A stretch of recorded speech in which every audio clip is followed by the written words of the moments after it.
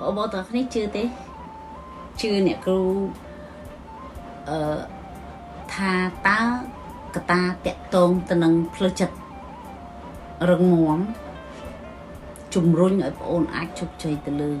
chùm là sung khăn khăn chỉ ra cái nào phơi chật bỏ ôn rừng móm và nhà nâng bể đồn bọc ôn viên cầm đặt búa cha mưa cái ta chật sạc bọc mà nấu được cho này hỏi tẹt tôn ta nâng cả bằng can là tập hiệp khung phía rồi búa được không cả cục rô nâng đọc hiệp cả đá từ lư sẽ phải một rô không saiខ្ញុំឧទាហរណ៍តកតងទៅនឹងកតាចិត្តសាស្ត្រការយើងចេះរៀននិងយល់អំពីកតាចិត្តសាស្ត្រច្បាស់លាស់នៅក្នុងការតំណាក់តំណងទៅកាន់បុគ្គលទី2ឬក៏បុគ្គលដទៃទៀតគឺមានន័យថាមានសារៈសំខាន់ណាស់ដាក់ធ្វើឲ្យយើងឈានទៅដល់កតាជោគជ័យកតាជោគជ័យមានច្រើនប្រភេទមិនថាកតាជោគជ័យទៅលើផ្នែកសិក្សាកតាជោគជ័យទៅលើសុភមង្គលគ្រួសារកតាជោគជ័យទៅលើគោលដៅជីវិតទាំង3នេះបើកតាចិត្តសាស្ត្រយើងខ្លាំងទាំង3នេះនឹងជោគជ័យអ្វីទៅជាកតាចិត្តសាស្ត្រអូនឆ្ងល់ថាហេតុអីបានជាអ្នកគ្រូបង្រៀនលើកណាក៏លើកតែពីបញ្ហាកតាចិត្តសាស្ត្របង្រៀនលើកណាក៏ទាញទៅលើចំណុចមួយហ្នឹងសំខាន់មិនជារឿងលេងសើចទេផ្លូវចិត្តសំខាន់ការដែលប្រើពាក្យសម្ដីការដែលសង្កេតការដែលថ្លឹងថ្លែងការដែលវិនិច្ឆ័យឈលលើកការដែលសំខាន់បំផុតគឺភាពច្បាស់លាស់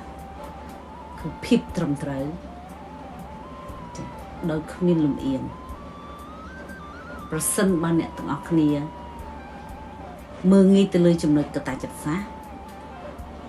ចំណុចផ្សេងបងអូនអាចនឹងជោគជ័យបានតែមួយផ្នែកឬពីរផ្នែកអាចនឹងបរាជ័យមួយផ្នែកក្នុងចំណោមទាំង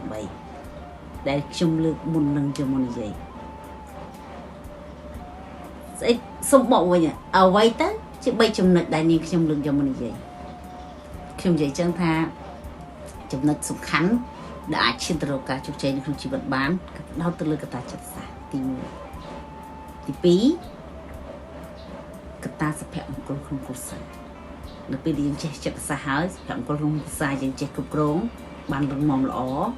ចេះបែងចែកមានត្រយភាពនោះជីវិតគោលដៅទាំងការងារទាំងការសិក្សាទាំងពាណិជ្ជកម្មគឺជោគជ័យទៅតាមនឹងពីក្រោយនៃកតាជោគជ័យនៃកតាចិត្តសាស្ត្របើសិនជាអ្នកមិនចូលចិត្តសង្កេតអ្នករំវិយតម្លៃបុគ្គលដទៃតាមកម្រិតសមត្ថភាពរបស់ខ្លួនឯងដែលគិតថាគេមិនមានសមត្ថភាពនាងខ្លួនឯងហើយមើងងាយទៅលើសមត្ថភាពគេកតាចិត្តសាស្ត្ររបស់អ្នកនៅស្ទើរនឹងឡើយមានន័យថាមនុស្សម្នាក់មានចំណុចសំខាន់និងចំណុចពិសេសរៀងៗខ្លួនក៏ប៉ុន្តែចំណុចសំខាន់និងចំណុចពិសេសរបស់បុគ្គលម្នាក់គឺយើងអាចមើលដឹងថាតើគេមានចំណុចសំខាន់អី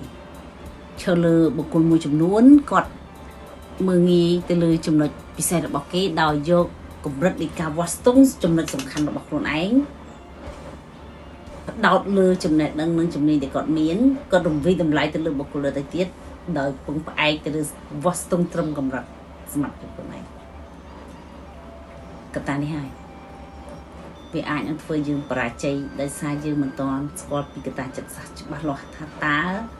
វាមានសារៈសំខាន់អីខ្លះសម្រាប់បុគ្គលគ្រប់រូបក៏ដូចជាសង្គមរស់នៅក្នុងសុភមង្គលគ្រួសារនិងកត្តាការអភិវឌ្ឍទៅលើជីវិតខ្លួនឯងឬក៏ឈានទៅរកនាពេលអនាគតដើម្បីគោលដៅជីវិតសូមអរគុណ